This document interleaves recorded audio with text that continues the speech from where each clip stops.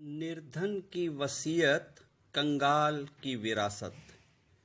जीवन भर की अर्जित जमा पूंजी, चल अचल संपत्ति की वसीयत मृत्यु पर्यंत जीवित परिवार के लिए लालसा और जिज्ञासा का विषय होती है। परंतु अंतर्मन की आवाज पर योजना पूर्वक पूरे होशो हवास में जीते जी ही उस तथाकथित चल अचल संपत्ति को वारिसदारों में हस्तांतरित कर देना एक श्रेष्ठ विचार है, जिनकी वजह से रिश्तों में दरारों और कलह से बचा जा सकता है। अब जब कोई संपत्ति हाथ में या नाम से होगी ही नहीं, तो एक निर्धन, एक कंगाल वारिसों को विरासत में देगा ही क्या? इस वसीयत का औचित्य ही क्या? पर क्या जीवन की जमा पूंजी केवल चल अचल संपत्ति ही होती है? वरना क्या इंसान कंगाल है?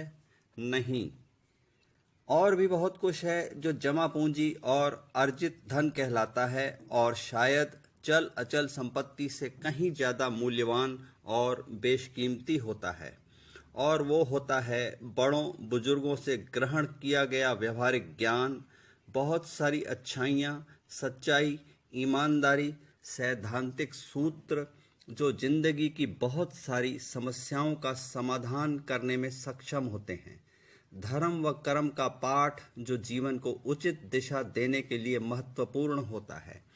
अनुभवों का खजाना जो समझ को धारदार बना के उचित निर्णय लेने में काम आता है।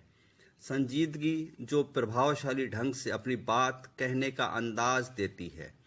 अच्छे साहित्यकारों से आत्मसात की गई भाषा जो वार्तालाप को शालीनता प्रदान करती है। जीवन की यात्रा के दौरान आदर्श पुरुषों से ग्रहण की गई शिक्षा जो हमें सभ्यता व संस्कृति के पाठ पढ़ाती है। और परिवार से प्राप्त संस्कार जो हमें इंसान के सांचे में ढालते हैं। इतने सारे गुणधन से मालामाल कोई अमीर व्यक्तित्व का मालिक कंगाल कैसे हो सकता है? अब इस अनमोल खजाने को वारिसदारों में लुटाने के लिए वसीयत में विरासत तो बनती है। ऐसे गुणधन का कोई भी वारिस होने का दावा करके इसे हासिल कर सकता है। यही सभी वारिसदारों हेतु वसीयत में आह्वान है।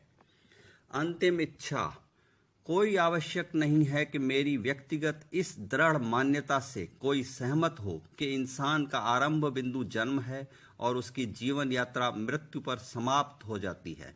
जन्म के पहले इंसान कल्पनाओं में होता है, मृत्यु के बाद इंसान यादों में सुरक्षित हो जाता है। जीवन जीते हुए अपने कर्मों के आधार पर उसका नाम लोगों की धारणाओं में कैद हो जाता है। मेरी व्यक्तिगत धारणा के विपरीत कुछ क्षण के लिए मैं ये स्वीकार भी लूं कि इंसान की आत्मा शरीर बदल बदल के कर्मों का हिसाब किताब चुकाने 84 लाख योनियों में भटकती रहती है, तो फिर मेरी दृढ़ मान्यता ये है कि इंसानी चोला भरपूर कर्मों के भोगने का चोला है। बस फिर जन्म मरण के चक्कर से मुक्ति है। इतने सारे फिर कर्मकांड क्यों? ये पापी पेट की खातिर केवल दुकानदारी के अलावा कुछ नहीं है। तो अंतिम इच्छा यूं बनती है कि चंद पारिवारिक लोगों के द्वारा अंतिम यात्रा, बस किसी को मृत्यु समाचार पहुंचा के धर्म संकट में क्यों डाला जाए? समय के साथ समाचार अपने आप प्रसारित हो जाएगा। न पगड़ी रस्म, न 12वीं, न 13वीं, न मृत्यु भोज, न पिंडदान, न पितृ आह्वान, न गाय को रोटी, न कौवे को रोटी। जीते जी गाय की जगह पे माता को और कौवे की जगह पे पिता को भरपेट खिला दिया जाए और उनके छोड़े गए गुणधन की अनमोल विरासत के आशीर्वाद में सुखपूर्वक जीवन जिया जाए। कर्मकांडों विधियों के मूल में हमेशा आत्मग्लानि ही होती है। ये मेरी व्यक्तिगत मान्यता है, किसी का भी सहमत होना अनिवार्य नहीं है।